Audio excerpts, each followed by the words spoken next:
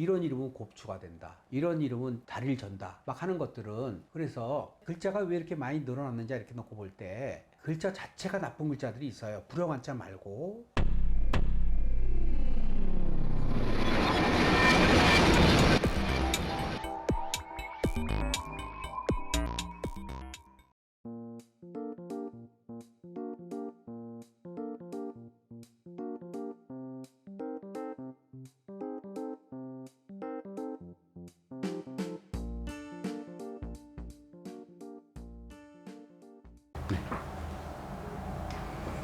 안녕하십니까.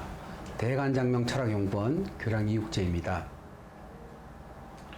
안녕하십니까 선생님. 선생님, 이름을 지을 때 세상에 존재하는 모든 한자들을 쓰지는 않을 것 같은데 안 쓰는 한자들은 왜 안 쓰는 건가요? 네. 이름에 이제 쓸 수 있는 글자가 정부에 지정해 놓은 글자가 있습니다. 옥편에 있는 글자를 무조건 쓰는 게 아니고, 정부에서 그 임명용 한자라고 지정해 놓은 글자가 있는데 8,000자가 조금 넘습니다. 그 중에 이제 우리가 이름에 써서는 안 되는 불용 한자라고 이렇게 구분되어 놓은 글자들이 있는데, 그게 이제 적지 않습니다. 그 글자가. 대표적으로 이제 그런 글자를 잘 정리해 놓은 유튜버가 있으시더라고요. 그래서 이런 이름을 쓰면 어떻다, 이런 글자를 쓰면 어떻다, 이런 정리해놓은 부분이 있는데, 불용한자 범주가 있고, 그 다음에 장남이 써야 될 글자가 있고, 차남이 있어야 될 글자가 있고, 이런 글자의 구분들이 있습니다. 또 남자가 써서는 안 될 글자가 있고, 여자가 써서는 안 될 그런 글자들이 있는데, 그거를 굉장히 넓게 해석해 놓은 사람들이 있어요. 그게 이제 어떻게 해석해 놨냐면, 파자를 가지고 장명하는 사람도 있습니다. 계집녀와 아들자가 만났는데 그렇게 되면 조화가 호자가 되는데, 이 글자는 이래서 나쁘다, 차례서자는 곱추가 된다, 뭐 이렇게 파자로 정리해 놓은 게 있는데, 그건 너무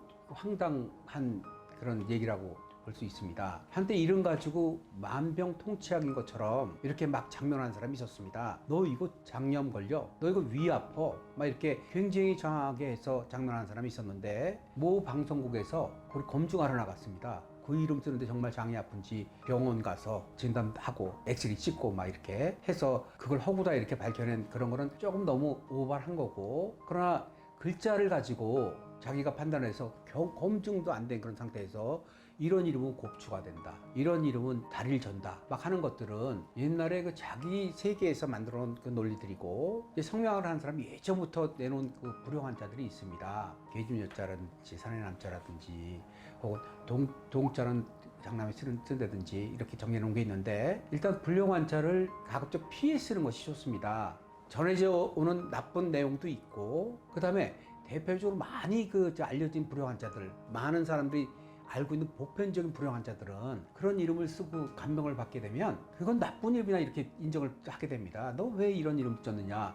그러면 이름을 받은 사람들은 굉장히 당황할 수 있습니다. 그게 불용한자다 아니다 법적으로 싸울 내용도 아니고, 일단 불편해집니다. 그래서 흔히 성명학자들이 정리해 놓은 대표적인 불용한자들, 그런 한자들은 가급적 피해 쓰는 게 좋고, 저는 피해 씁니다. 그 외에 자의적인 판단하는 사람들이 있습니다. 이름을 적어서 인터넷 쳐봅니다. 그러면 그게 기쁠 희자 혹은 그 빛날 희자 이런 글자들이 있는데, 그거는 불용한자의 범주에 들어있지 않은데 자의적으로 막 해석을 해서 이런 이름은 막 나쁘다. 그러면 그 사람이 검증된 유명한 사람이야? 그것도 아니고 자기 정신세계 가지고 그렇게 막 판단을 해보니까 여러 사람을 불안하게 하는 거거든요. 그래서 글자가 왜 이렇게 많이 늘어났는지 이렇게 놓고 볼 때 글자 자체가 나쁜 글자들이 있어요. 불용한자 말고. 예를 들어 죽는다는 의미가 있습니다. 준자도 마칠 준자 이런 거는 안에 보면 죽는다 이런 뜻이 들어있거든요.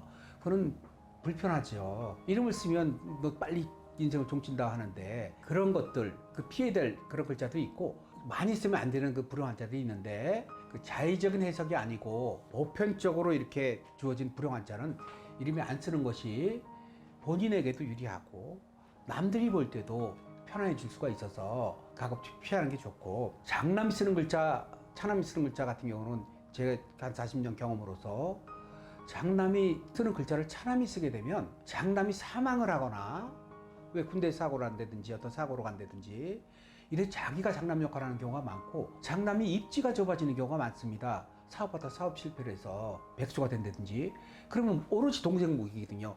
요건 남자 여자 같습니다. 여자도 둘째 셋째인데 장남 노릇하는 경우가 많거든요. 그런 경우 사주도 있지만 이름에 그게 들어가 있어요. 그래서 그 장남, 차남이 써야 될 글자도 반드시 가려서 지어지는 것이 필요하다는 걸 검증해서 느꼈고, 그래서 이름에 써서는 안 되는 불용한자, 보편적 불용한자는 피하는 게 좋다.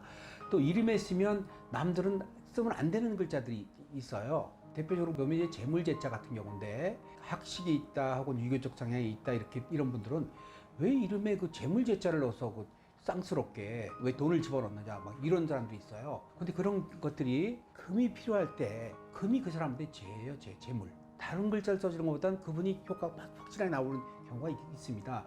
그런 경우 불용한자가 아닌데 그 글자가 마치 이름에 들어가면 안 되는 것처럼 성명학적 판단이 아니라 자의적인 판단을 해서 상처를 주는 사람들이 있습니다. 그래서 글자가 왜 이렇게 많이 늘어났냐 할 때 필요한 사주에 필요한 성씨에 필요한 사주 성별 요거에 글자를 좀 맞춰 써라 하는 의미가 아닌가 이렇게 생각이 들고, 일단 불용한자다 생각한다면 보편적인 불용한자 피하는 게 좋다. 그러나 그걸 너무 확대 해석해서 써도 될 글자를 갖다가 마치 불용한자처럼 하는 그 일부 자기 세계를 가진 사람들 얘기를 보편적으로 생각해서 마음고생하실 필요 없다, 이런 생각입니다.